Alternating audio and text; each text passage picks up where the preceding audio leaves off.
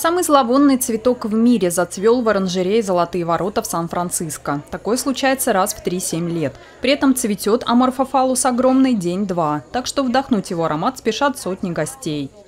Запах не такой сильный, как я думала, но в воздухе определенно витает вонь. Сейчас запах довольно легкий, я бы сказала. Может быть, немного мускусный или плесневелый, затхлый, но совсем не противный.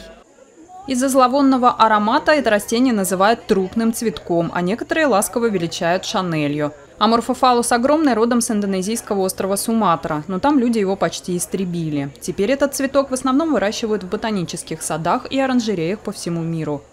После посадки первого цветения надо ждать 10 лет, а потом снова набраться терпения. Зловонный запах – это способ привлечь опылителей, мух и других насекомых. Соцветие под стать аромату своим видом напоминает гниющий кусок мяса.